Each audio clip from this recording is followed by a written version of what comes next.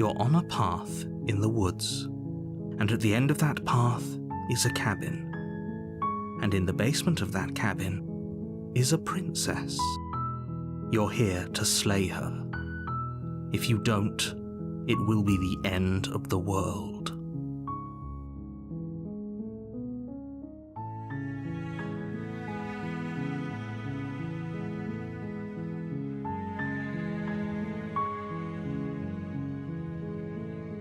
While I appreciate the mental exercise, we are running up against a bit of a ticking clock.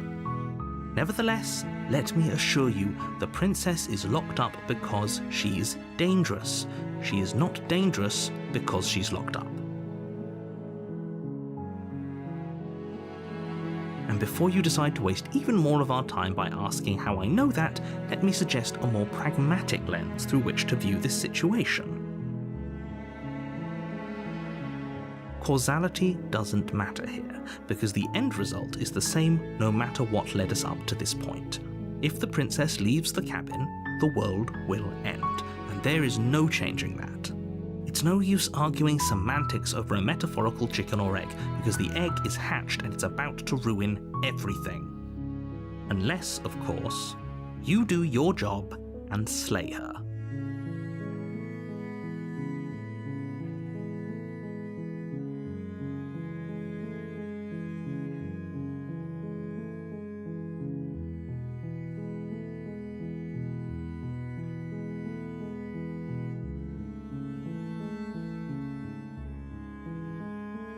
Yes, but you'll have to slay her before you get it.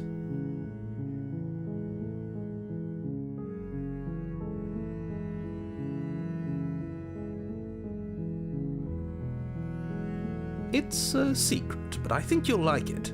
It's a special reward, just for you. And whatever you think it might be, I can promise you it's going to be even better than your wildest imagination.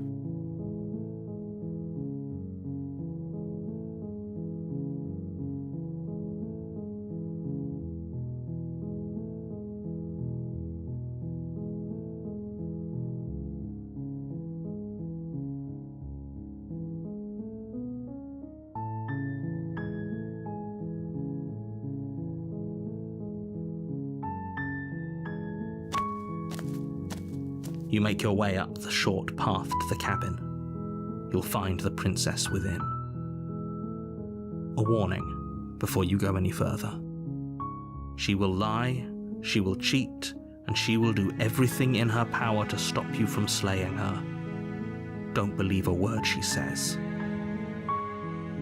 We're not going to go through with this, right?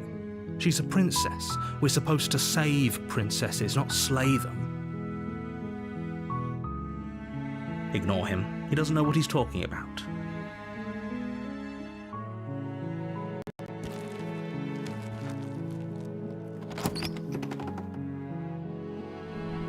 The interior of the cabin is almost entirely bare. The air is stale and musty, and the floor and walls are painted in a fine layer of dust. The only furniture of note is a plain wooden table. Perched on that table is a pristine blade.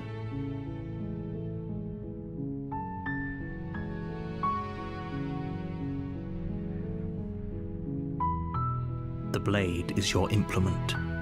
You'll need it if you want to do this right.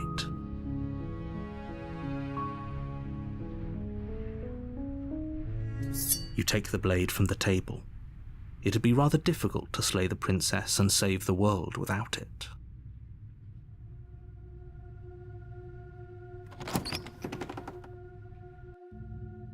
The door to the basement creaks open, revealing a staircase faintly illuminated by an unseen light in the room below.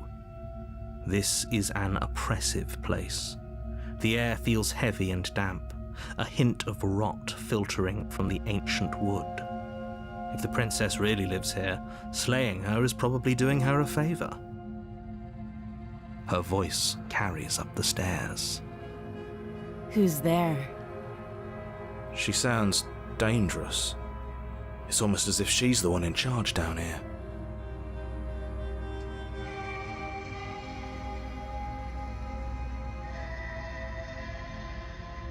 Don't let it fool you. It's all part of the manipulation.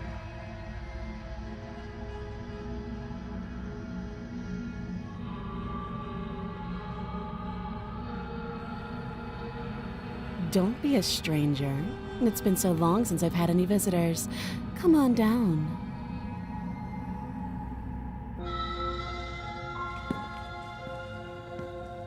You walk down the stairs and lock eyes with the princess. There's a heavy chain around her wrist, binding her to the far wall of the basement. She's so coldly beautiful. Is she really a threat to the world? Focus on the task at hand. And there you are. Are you here to kill me or something?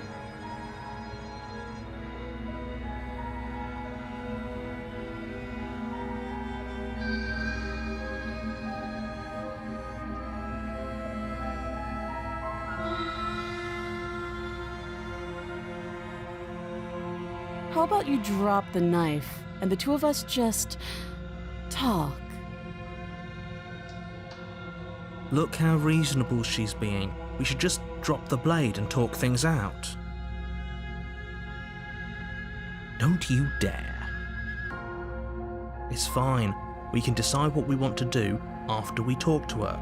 Maybe she really is a monster. But killing someone in cold blood isn't very becoming of us.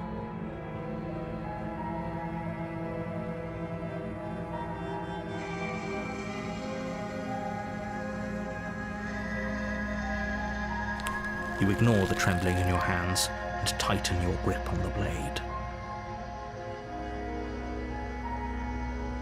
You poor thing.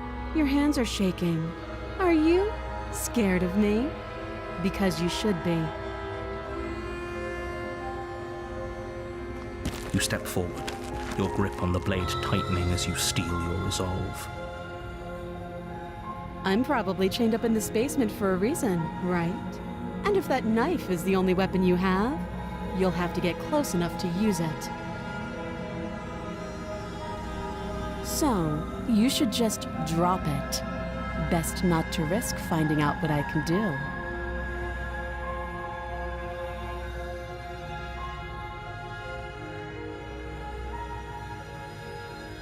She's unarmed. If you hesitate now, it'll be too late. End this.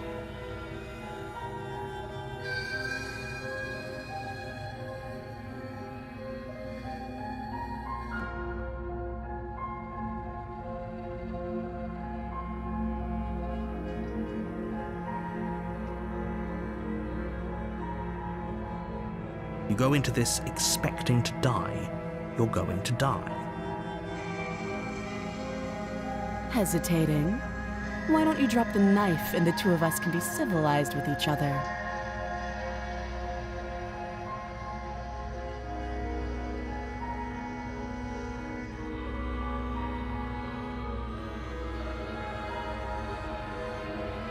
Then I'm not talking to you.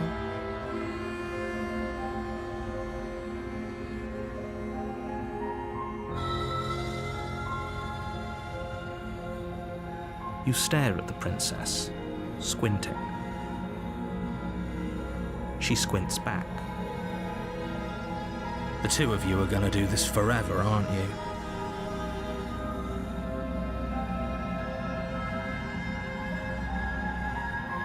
Yeah, I'm sure. For goodness sake, the two of you can't just stand around like this forever. Eventually, something is going to give, and I highly recommend that you be the one to take the initiative here.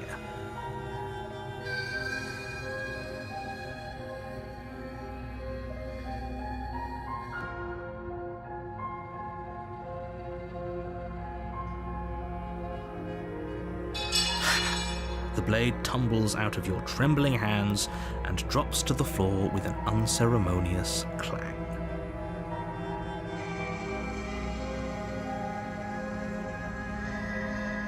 Thank you. Maybe now we can just talk. Against your better judgment, you step forward to speak with the princess face to face, unarmed. We'll be fine. don't know what you're hoping to accomplish here, but I can assure you there's no reasoning with her. Just make sure you don't forget about the blade on the floor. You're going to need it. So here we are. What an awkward start to a relationship.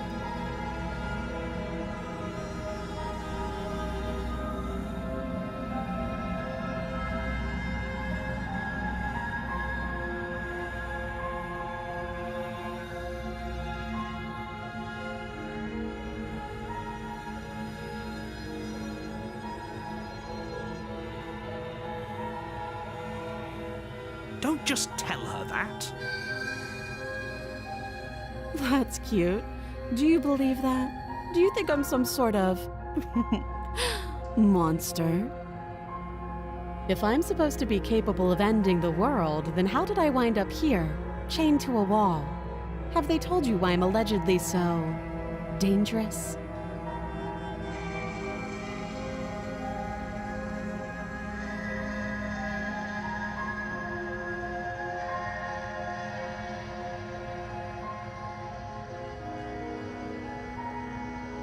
Thanks for the vote of confidence.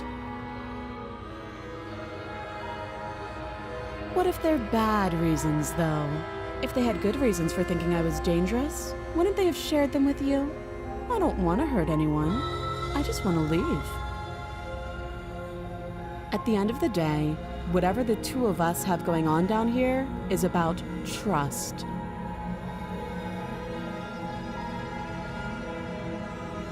Whoever sent you to slay me claimed I was a threat to the world, but they didn't tell you why. That doesn't sound right to me. And I don't think it sounds right to you either. Otherwise, we'd be killing each other instead of talking. She has a point. There's a reason I've been telling you to question the situation, and there's a reason you've listened. So, I could tell you that I'd lead a quiet life in the woods, or that I'd open an orphanage, or that I'd do any other number of good things that I'm sure you think you want to hear.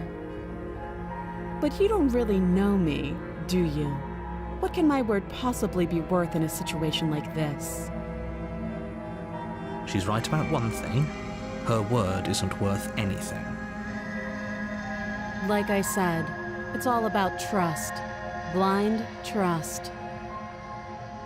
So do you trust me, the prisoner, the victim, the princess clearly incapable of ending the world? Or do you trust whoever put me here? She's wrong. This isn't about trust. This is about risk. We stand to lose everything, all for the sake of one person, and a subjugating monarch no less.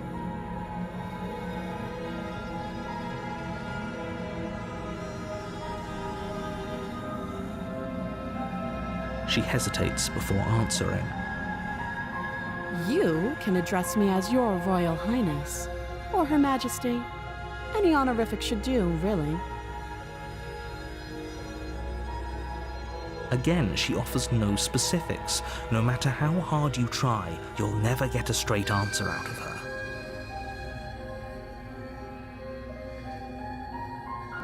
Too long.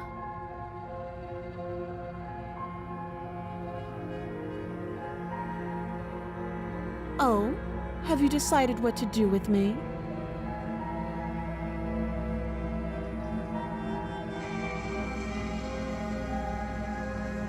You know why you're here.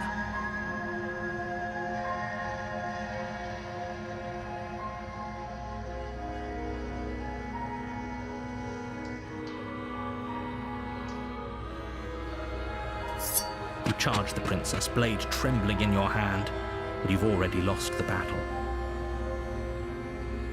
She casually sidesteps your thrust before knocking you to the ground with a single blow from her elbow.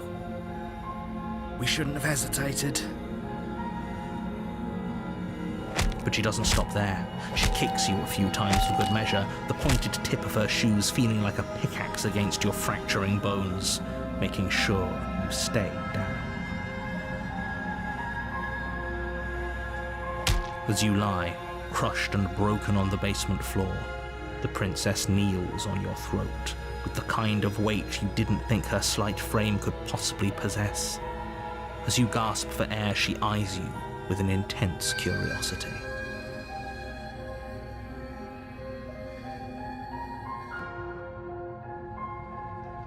You shouldn't have let that fear creep into your heart. You had the upper hand, and now look at you. Is this really the best you could do? Look at you. Completely broken. I'd be lying if I said I wasn't a little disappointed. She applies more pressure, slowly squeezing what's left of your life out of your lungs. This is the end, isn't it? I'm afraid it is. Everything goes dark, and you die.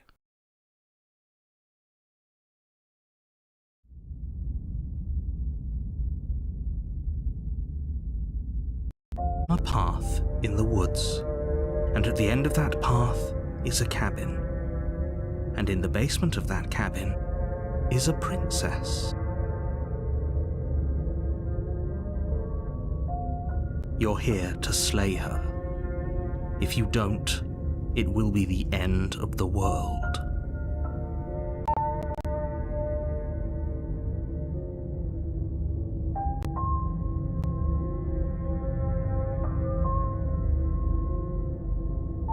I can assure you that you're not dead.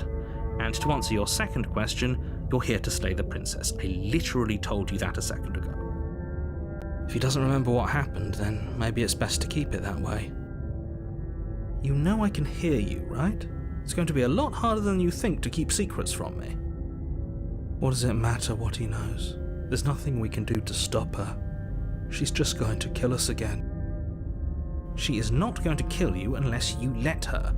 But slaying the princess and saving the world is going to be much more difficult than it has to be if you spend the whole time second-guessing yourself.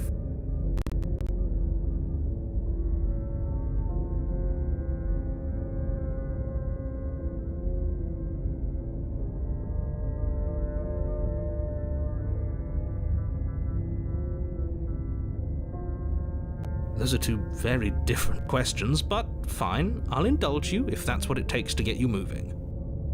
Let's say for a moment that this really is the second time you've met me, or at least a version of me. You died last time, which probably only happened because you didn't listen to me.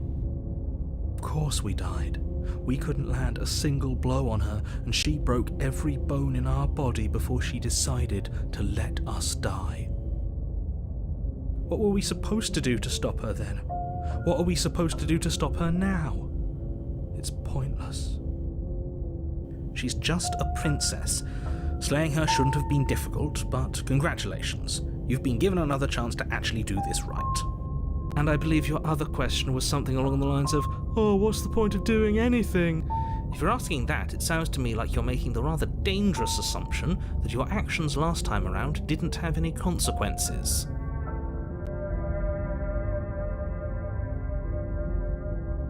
What do you mean? Of course there weren't any consequences. The princess killed us and now everyone's right back where they started.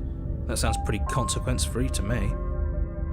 Yes, but in this purely hypothetical scenario, that begs the question of how you got back here. Did time simply rewind itself, or were you instead transported to a different world entirely? If it's the latter, what do you think happened after you died? Do you think the people there lived happily ever after? Or do you think that the princess, left unhindered, brought about the end to everyone and everything, just like I told you she would? If she ended the entire world, why should we even bother? We might as well just walk up to that cabin, break her chains and let her do whatever she wants. It's all the same in the end.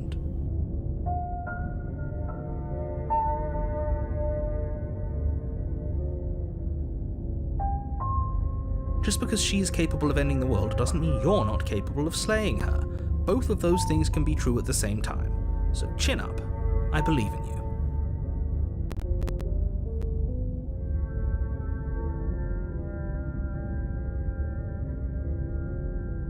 Just be quick about it.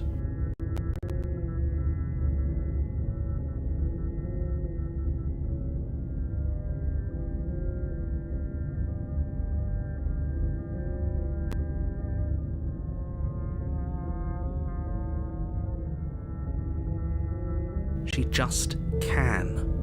Believe me, I wish I could tell you more, but you'll just have to trust that what I'm saying is true, and that, despite it all, you're fully up to the task that's been given to you.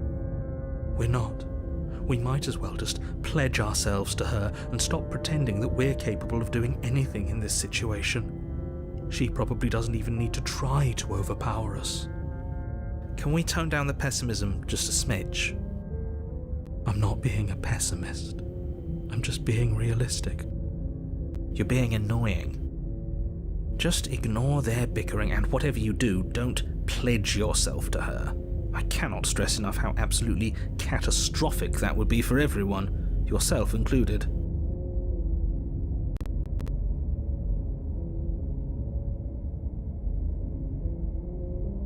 People locked her in that basement, and I told you what this place is.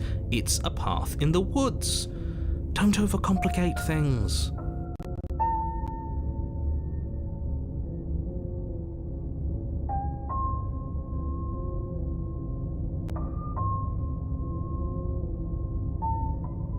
Look, I'm not supposed to say this, but it's because you're special.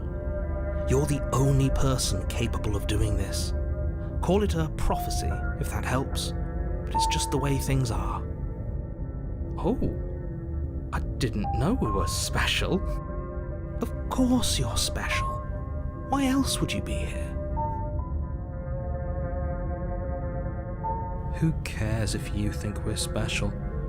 As far as I can tell, the only thing special about us is that we get to experience painfully dying all over again. Great. Now, if you don't mind, the whole world is waiting with bated breath for you to save it from ruin.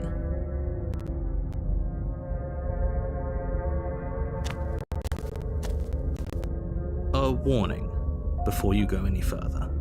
She will lie, she will cheat, and she will do everything in her power to stop you from slaying her. Don't believe a word she says. Lying? Cheating? Why would she even bother? She didn't need to do anything like that last time. She caught us off guard last time. We'll be fine. Let's just keep our wits about us. At least one of you still has a shred of sense. Just make sure you listen to him and not that whiner. If that's what you want, I guess I don't have a say here.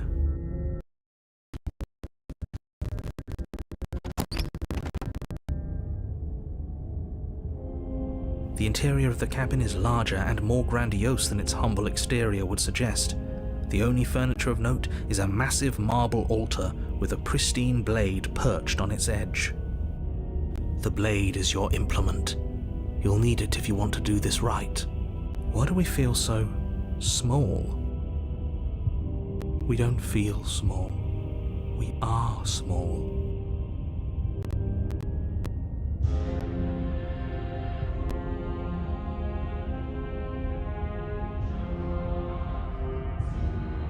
That's because there isn't a mirror. There's the altar, the blade sitting on the altar, and the door to the basement. There's nothing else in here. There's definitely a mirror. There isn't. Who cares if there's a mirror? We're all going to die anyway. And I'm sure that if we looked in there, we'd just see something sad and miserable looking back at us. We don't need any reminders of what we are. It would only make things worse.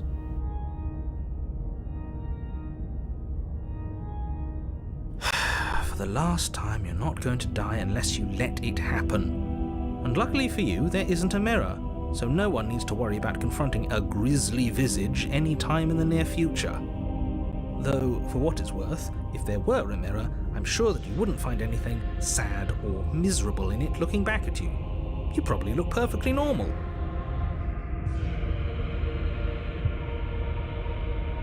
Probably. Do you not know what we look like? He knows. He just doesn't have the heart to tell us.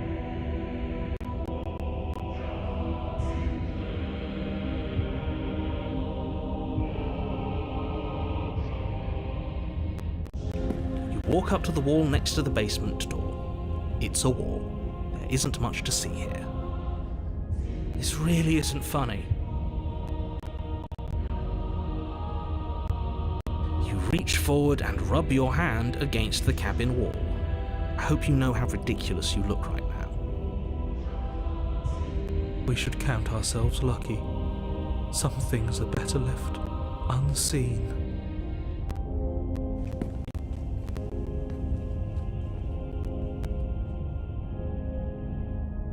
You take the blade from the altar. It would be difficult to slay the princess and save the world without a weapon.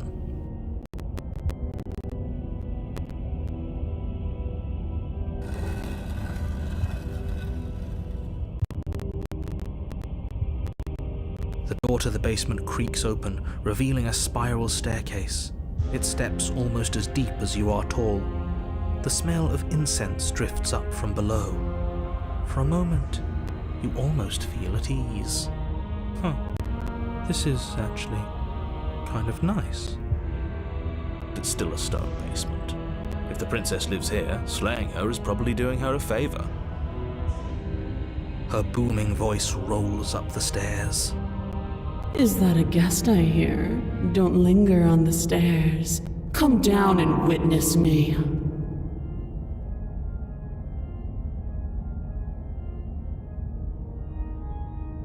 You weren't kidding when you said it was booming. She wasn't like this last time. We need to get down there. She wants us to see her. We need to see her. Should we be worried about your sudden change in attitude? Just a few minutes ago you were going on about how pointless everything was. Now you want to go down there. It doesn't matter what that little voice says.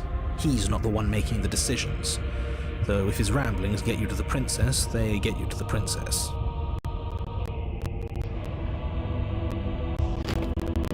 Making your way down the spiral staircase is a time-consuming and exhausting effort, every step requiring you to clamber over one edge before dropping to the next. But soon the end comes into view, and you tumble to the bottom, entering the vast, temple-like room beyond. The princess towers over you, almost glowing in the weak starlight, her figure framed by a stained glass window. Her long hair billows around her, and a chain binds her wrist to the far wall. The chain is nothing to her. It might as well be a toy for all the good it would do. I told you it was pointless to resist her.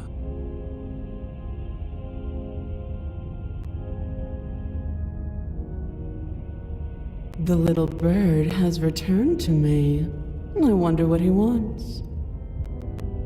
You brought that knife again, even though you know it's useless. Such charming audacity. Drop it.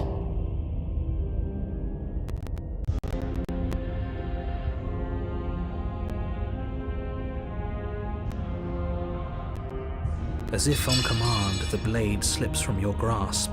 It clatters uselessly to the floor. But we didn't drop it. We decided to grip it tighter, remember? Are you really just going to let that happen to us? I have a duty to report facts as facts, and the fact is that you dropped the blade. Of course we dropped it. She's so much more than us. You wouldn't understand what it feels like to be in her presence. Oh, I understand what's going on, and you'd better snap yourself out of it. Kneel. Oh, are you still trying to defy me? I said kneel. Your legs buckle, and your knees hit the floor. That's my good little bird. Now, why don't we talk? The last time we met, you told me I was destined to end the world. That thought wrapped itself around my heart. It has pulled at me since the moment I squeezed the life out of your broken lungs. I could feel its fundamental truth awaken me. The collapse of the old is a necessary prelude to the birth of the new, and the world as it is now is overdue for alterations. It's time for me to seize my destiny, and you, little bird, will help me seize it. Well, that gives away the game, doesn't it? It certainly does, and beyond that, it more than lends credence to our conversation in the woods. I don't love the thought that in some other reality you failed to destroy her, but what's done is done. I can only hope it helped you learn a valuable lesson. You are the only one who can deal with her, and if you don't, well, she's let you know what will happen, hasn't she? Then you shouldn't have trusted us with her destruction. She is inevitable. Can't you feel it? He's being melodramatic, but he's not exactly wrong, is he? What are we supposed to do to stop her? Okay, first things first, you're going to have to stuff those pessimistic thoughts someplace far, far away and commit yourself to what needs to be done. The stakes of the situation should be perfectly clear to everyone now. And if you're going to save the world, you have to have faith that you can pull this off. You can't win a battle that you've already lost in your mind.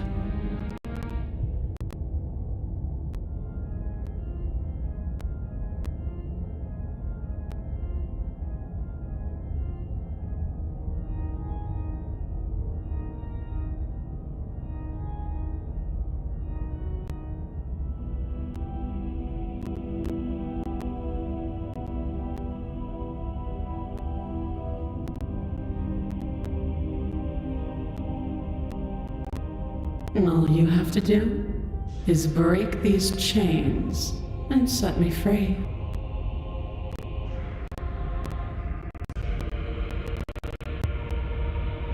Don't be rude. Of course she can.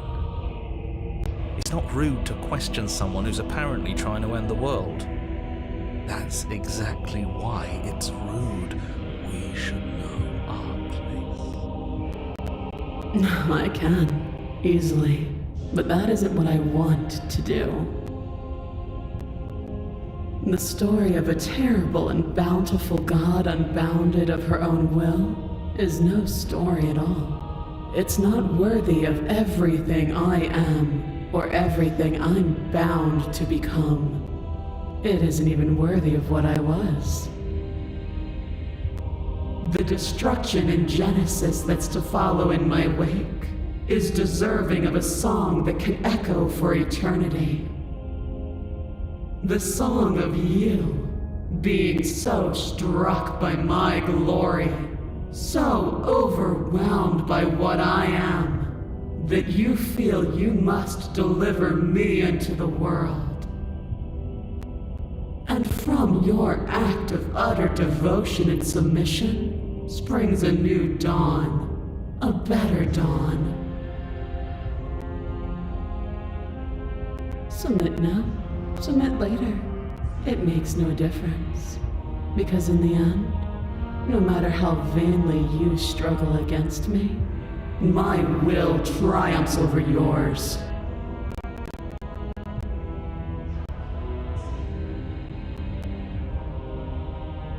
Know the limits of your privilege, little bird. There's an empty place at my side for you to fill, if you'll have it. But it is not a place for an equal. It is a place for something worthy to be kept. A priest, perhaps, or a pet.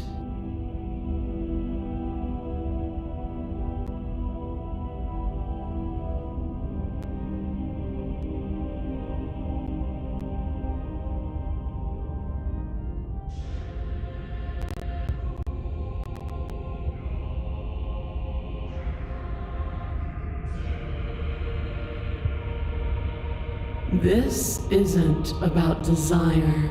This is about what I am. And I have little interest in discussing destiny with one that cannot see the divine truth that shines in my heart.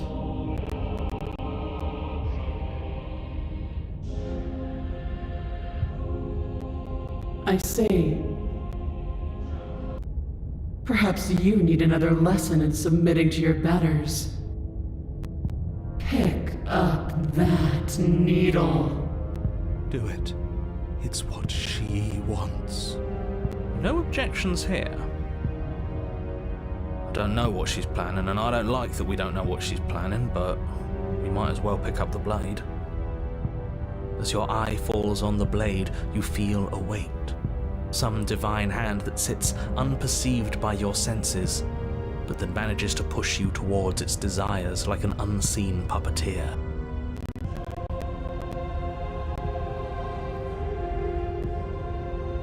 You reach forward and grasp the blade. Stand! This one's easy. See?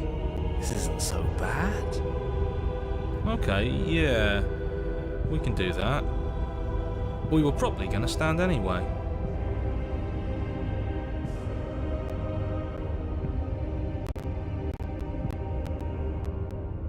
You can feel a creaking tension between body and will as you slowly rise to your feet, like two foes forced into an unhappy truce. The princess eyes you with soft contemplation. The moment seems to last a lifetime, the silent anticipation of what's to come dragging out the long, painful seconds. But all silences are broken eventually. To define me is to claim we stand on level ground. We do not. You are quiet shadow, while I am brilliant radiance. Take that knife in your hand and slit your throat. What? You don't have to listen to her. You're armed. Just steel your nerves, step forward, and end this. Oh, we'll end this all right. Your hand lifts the blade and brings it towards your throat. Okay, I apologize for the unclear language. End her.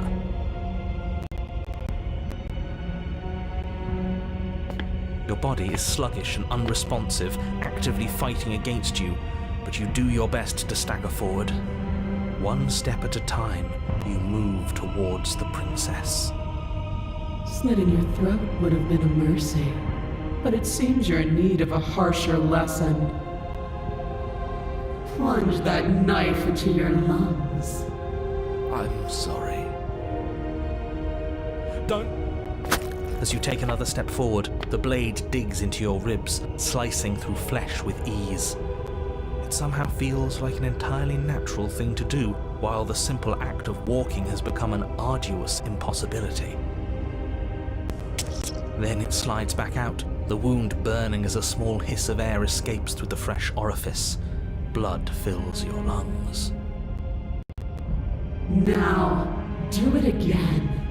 Keep doing it until I give you permission to stop.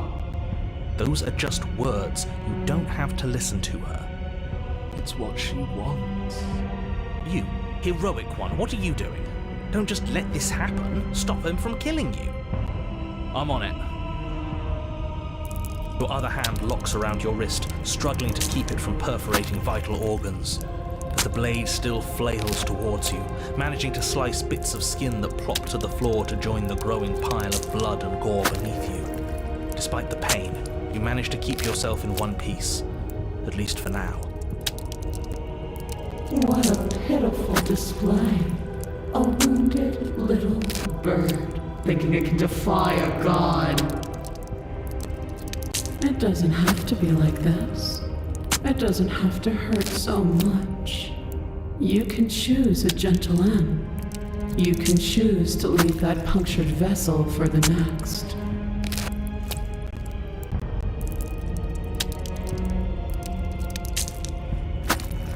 Or you can pathetically struggle against yourself until the floor of this temple is painted with the bloody impressions of your futility.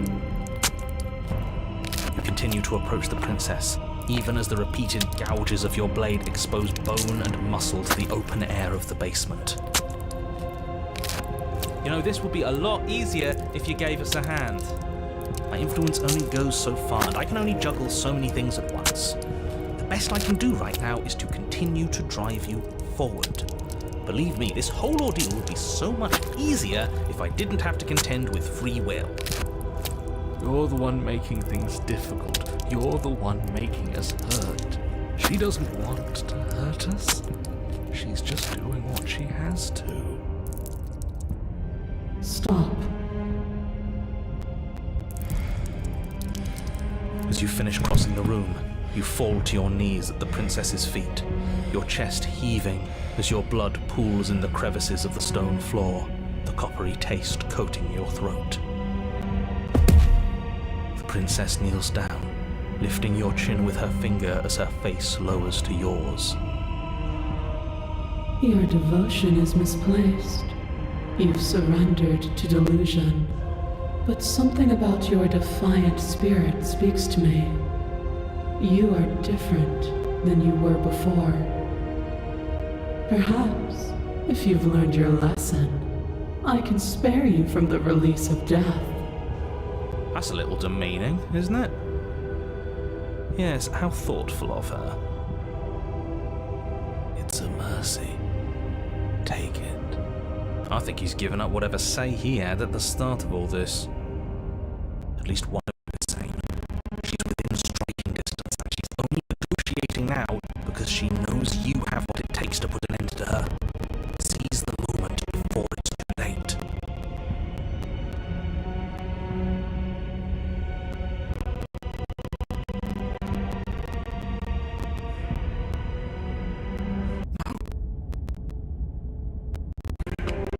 Yes, though your body trembles, struggling to defend itself in the face of the princess's overwhelming will, you finally manage to break through, darting to her side before she can react. The wind of your freedom rushes through you, and you channel it into a decisive blow, stabbing into the soft flesh of her ankle and severing the tendons in an act of unyielding defiance. She falls to the floor, crashing unceremoniously to her knees. You don't give her any time to recover. Your heart pounding with determination, you plunge your blade into her chest. As you find your target again and again, she laughs, crude emotion breaking through her once stony composure as your blade cuts her flesh. We can do this, can't we? You always could. The decision to give you this task was not made lightly. You're here for a reason. It's not too late to pick up the pieces. It's not too late to toss that blade aside and beg for forgiveness. Shut up. I can't believe you would actually strike me. You heathen! You worm! You defiler! You don't know the consequences of your arrogance! Before you can strike the final blow, the princess lashes out, knocking you off your feet. There's an unsettling wet pop as your spine breaks, numbness and pain spreading through your body. As you rebound towards the ceiling in a moment of disorientated lightness, she drives her fist into your chest. Your body is crushed. She pulverizes you into the floor, the ground itself breaking from the impact. You lie there, broken, beyond pain, unable to even see what she's done to you. But the princess is succumbing to her own wounds as well. She looks down upon her body in abject horror and disgust. You made me use my hands. I can feel myself twisting into something new, something dull, something defiled. What have you done to me? You're monsters and conspirators. I can't bear to watch this. The princess has been nothing but cruel to you. You should feel liberated by her fall. But I don't feel liberated. I feel empty.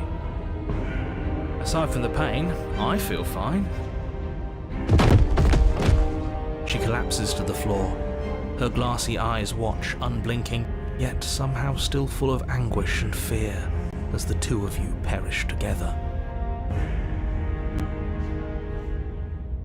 I suppose we were never gonna get a happy ending here, were we? Don't let those be your final thoughts. You saved the world. That's worth something. I guess. Regardless of how you feel about it, it's finally over. Thank you. Everything goes dark, and you die.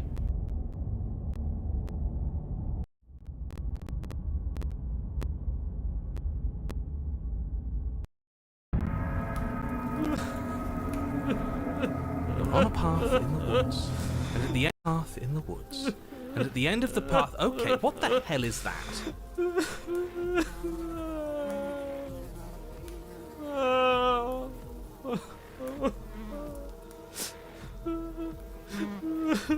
I think he's upset. And what's he got to be upset about? We just killed a god. Exactly. You heathens destroyed the most beautiful thing that ever was, and ever will be. You're damn right we did. And you'll get over it. I can't say I have much sympathy for you. She was bad for us and you almost got us killed. You're being too generous. He did get us killed. Alright, enough chatter. Got a thing I'm supposed to do, and if you don't mind, I'd like to do it without any more interruptions. Okay, great, you're listening. You're on a path in the woods, and at the end of that path is a... If your thing is telling us about the princess, don't waste your breath. We know all about her, and it's hardly a path in the woods at this point, is it? Well, this is just great. Let me cut to the chase. Clearly you've already been here. Yeah, you think? Actually, I don't think we have been here. This is all different, isn't it? Yes, precisely. And if you'd given me 2 seconds to finish my thought, I would have said that. Oh, you're actually letting me talk now. Great. If you've already been here, it means you've seen things you aren't supposed to have seen, and you know things that you aren't supposed to know. This doesn't look like a path in the woods if reality seems distorted. It's because reality is distorted. So you knew this could happen. You knew we'd be able to restart like this.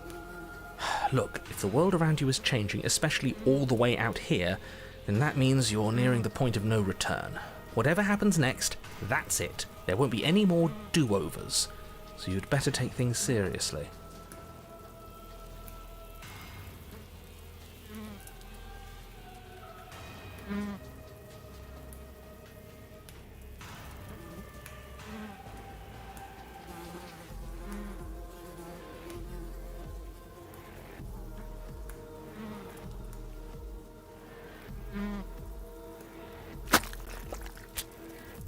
Good, we're all on the same page. It isn't long before you find yourself at the end of the path, staring up at the cabin on the hill. You'll find the princess within, as I'm sure you already know. End her. That's it? No final words of advice? I'd rather not waste any more time. I'm sure that any advice I'd give at this point is something you've already heard. If there's still a princess at the cabin, maybe we can salvage things. Maybe if we just grovel and apologize, things can go back to how they were before. Oh, cut it out, will you? We need to be tough right now, and you're making it so much harder than it has to be, so stop whining.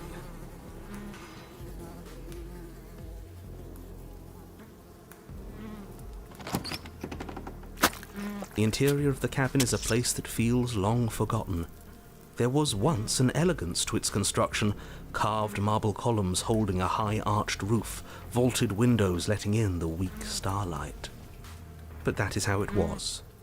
Now there is a growth that has overtaken it. A viscous fluid seeps from cracks in the stone walls, and it congeals into chaotic streaks of writhing nerves and wet clumps of living meat. That's horrible. You did this. The only furniture of note is a pulsating pedestal, a pristine blade perched on its edge. The blade is your implement. You'll need it if you want to do this right.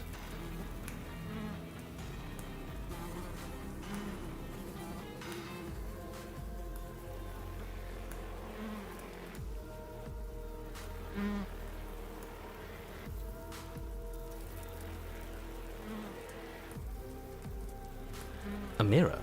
There is no mirror. We've done this already. Try to keep up. The repetition is maddening. I don't know what to tell you. There isn't a mirror because I would know if there was a mirror. You're either seeing things, or you're confused on the definitions of door and mirror. Or you're seeing things. That seems far more likely. What are you trying to say, exactly? He thinks we've lost it, that we're succumbing to madness, that something in us has broken.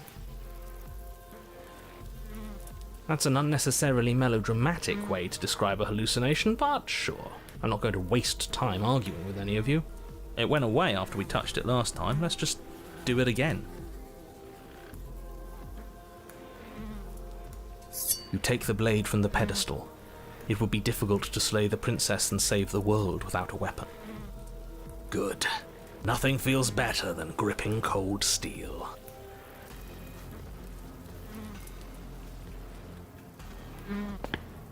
You step forward and approach the door to the basement, hesitating before you open it. As if you don't see it. You really don't, do you? How strange. It really is just like last time. Are we really hallucinating? Why here? Why now? Smash it. Smash it to pieces. It's the only thing keeping us from her. Don't you want to know what we'll see in there? We won't be able to see anything if we smash it. Nah, I'm with him on this one. Smash it! Let's get violent already! Do whatever you want with it. The mirror isn't real, so how you handle it doesn't matter, aside from wasting dangerous amounts of time. You bring your fist crashing down against the door leading to the basement. As if on command, it slowly slides open, scraping against the stone floor, its ancient hinges moaning as it reveals the dim path ahead. Why am I not surprised? You step forward into the darkness. The stairs leading down to the basement are at once both narrow and grandiose.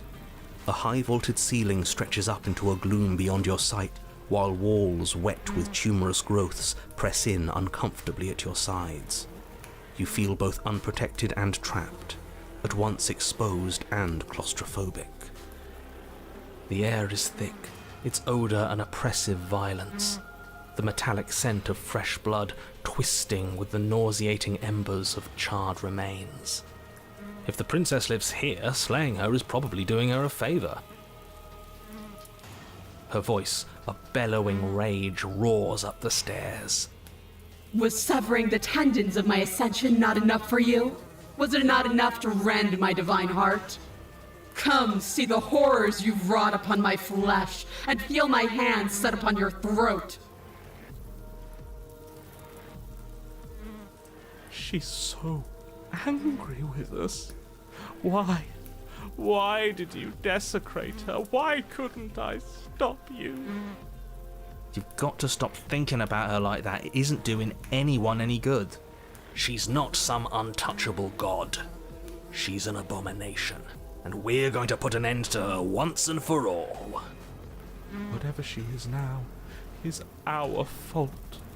If she's an abomination, then what does that make us? She was going to end the world last time. If I might interject, you didn't make her into an abomination. She's always been what she is. It's why you're here, and it's why your task is so important. You make your way to the bottom of the stairs. The chamber's walls are painted in blood, a deep, sickening red that drips down in clotted streams onto the charred corpses that make up its floor. This place reeks of torment, of ripped skin and burning bone. The princess stands in its centre, muscles flayed and bare and weeping, draped in a tattered dress of her own skin. Her heart beats from its place in her open chest. Do you know what I'm going to do to you? There's not so much a moment of hesitation before she steps forward. Her chains pull taut, holding fast as she strains against them. The cuff around her wrist digs deeper into her skin. Blood drips from the place where metal meets flesh. And then, with a nauseating sound, the skin tears. It plops to the ground, and she pulls her red, glistening arm free from her bindings. She is loose, and she is coming for you. Let her end it. It's the punishment you all deserve for what you did to her. It's the punishment I deserve for letting it happen. Screw that. We can win. We've done it before and we'll do it again, only this time we'll make it out the other side. Hell, she's practically done most of the work for us.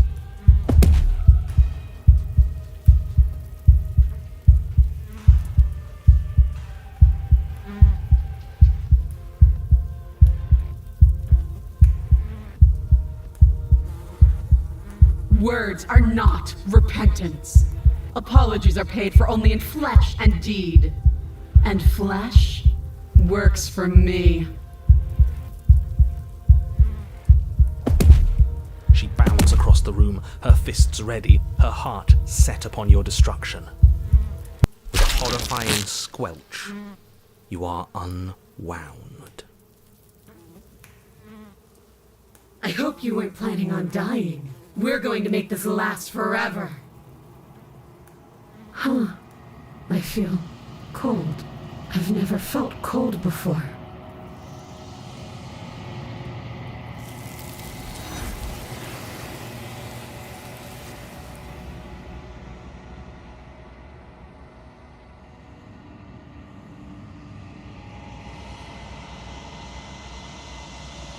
She's gone.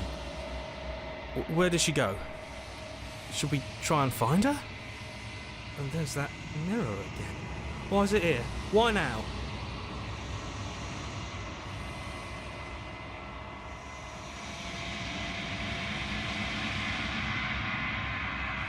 It is.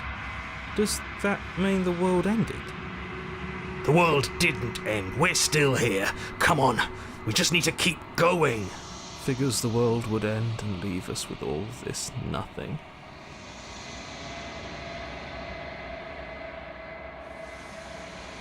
I'm begging you, don't do this.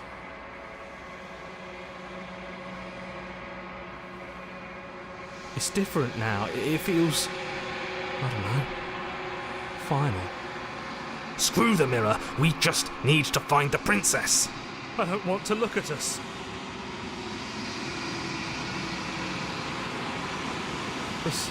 This doesn't feel right. It feels different. Final. Screw the mirror. We just need to find the princess. I don't want to look at us.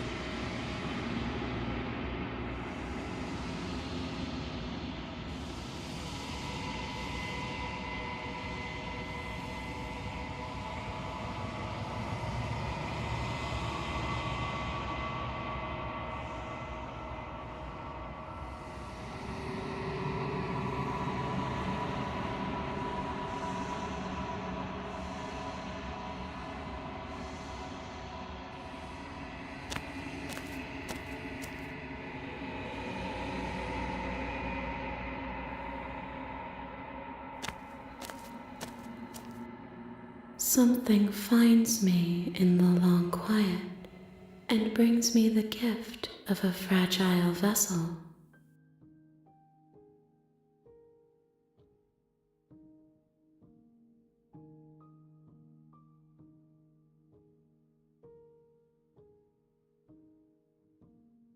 Yes, nerves and fibers to feel the worlds beyond. Perspectives to make my own. This one is desecration. She placed the weight of her agony on you, yet it is she who unwound herself. But there is passion and empathy in her misery. She will make for a burning heart. Do not mourn her. She has finally found peace.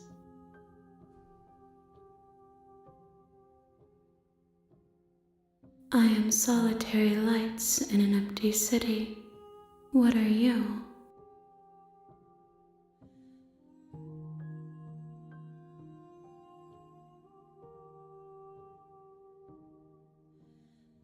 I think that you are like me.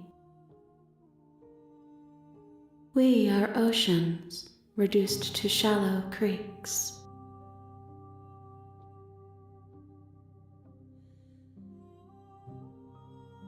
You are the only thing I have ever known. The space we're in is vacant.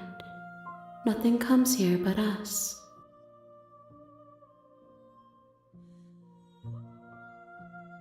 She is part of me, and part of me is her.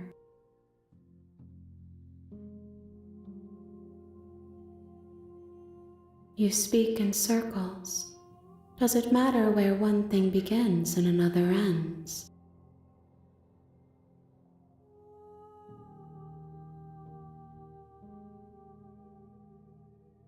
I have only just now stirred to consciousness. I could not have trapped you here, and I too yearn to be free.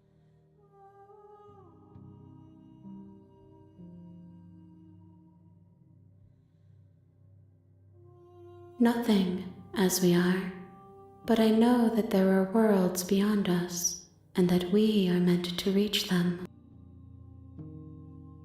There is no exit, but this vessel is a creature of perception. She can make you forget, if only you believe her to be able to. Bring me more perspectives, so that I may be whole, and perhaps then we will know our freedom.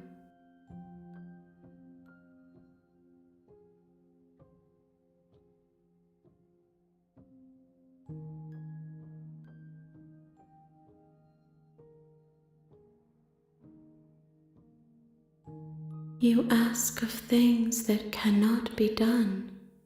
To destroy is merely to reshape, to remold.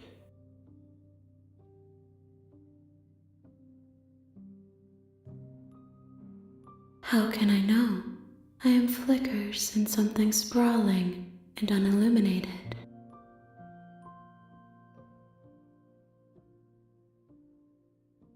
I have not lived. I am not afraid to die.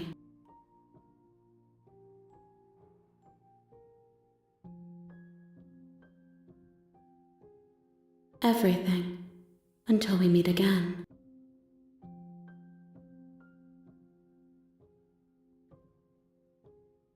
Then we will be here forever, as we are now, unfinished, dry, hollow.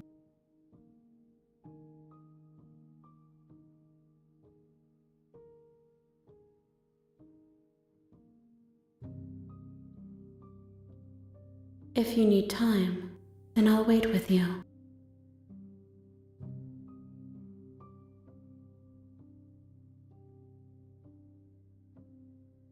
She asks that I tell you to remember her.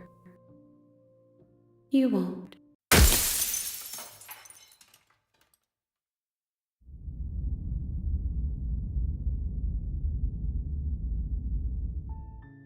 You're on a path in the woods, and at the end of that path is a cabin, and in the basement of that cabin is a princess.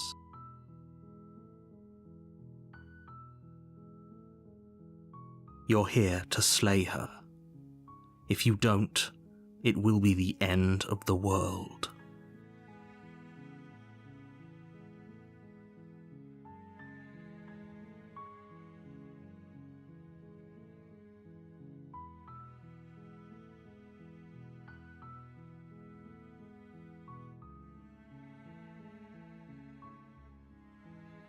Seriously? You're just going to turn around and leave? Do you even know where you're going?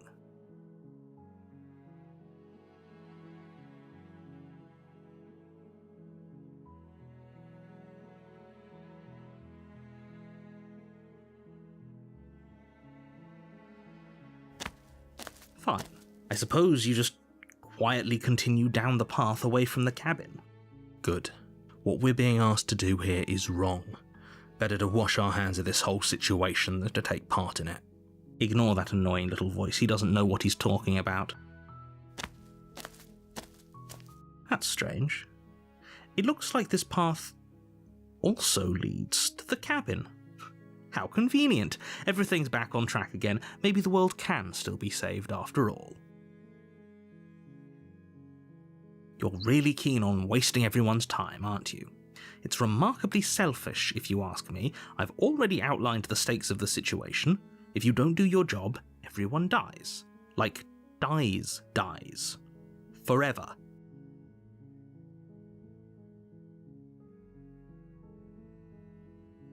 Your silence is deafening. But fine, you turn around and trek back down the path you came. Oh, would you look at that? You're at the cabin again. Now, I'm not normally one for superstition or astrology, but I have to say, it seems like the universe itself is doing its best to bring you to your fated confrontation with the princess.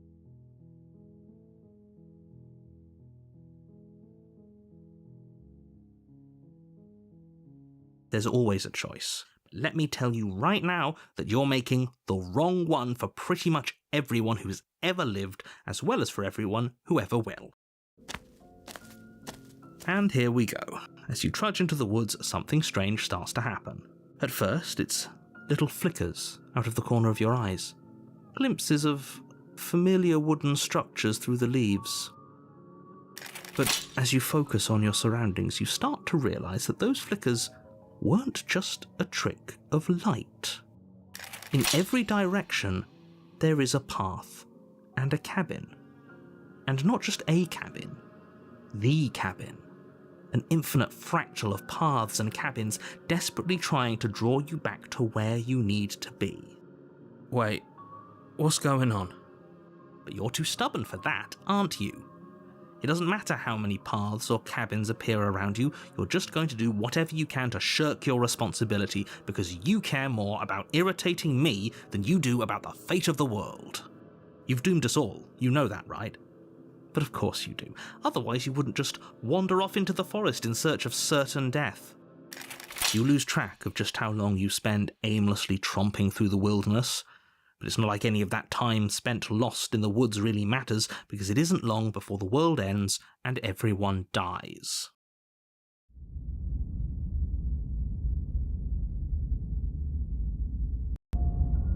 You're on a path in the woods, and at the end of that path is a cabin.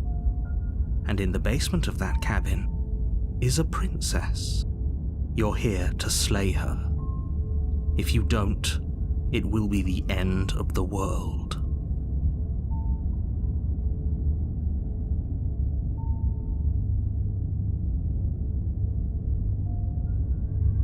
Last I checked, there wasn't any last time. We've just met, you and I. If he doesn't remember what happened, then maybe it's best to keep it that way. I don't know, I think it's more fun if he knows what we're thinking. He's like a captive audience. The entire world ending wasn't enough to get rid of us. I don't think there's much he can do other than object. I wonder what else we can do to ruin his day. If by ruining my day, you mean ruining everyone's day forever, then yes, I suppose there are plenty of ways you could pull that off. The world really did end last time, didn't it? We should be careful. For all we know, we just got lucky. The world hasn't ended yet. And you are never going to slay her with that attitude. Stuff those pathetic little voices to the back of your mind and stay focused on the task ahead.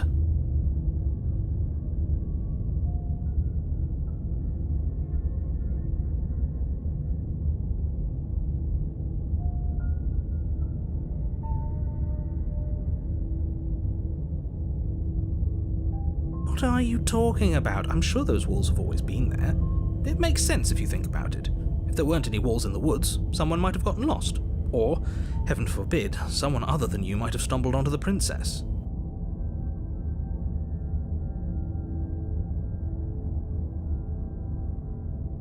Oh, that's clever! A little boring, though. It's extremely boring. Can we really do that? Can we really just do nothing? No, you can't just do nothing. You have to do something. Alright, so it's decided, even if it's boring, we're going to do nothing forever. Congratulations, you continue to waste everyone's time and do nothing. Wait, can you still hear me? Everything's getting fuzzy. What is that weird feeling? It's like I'm barely even here anymore. Well, it's not nothing, that's for sure. Does that mean we messed up?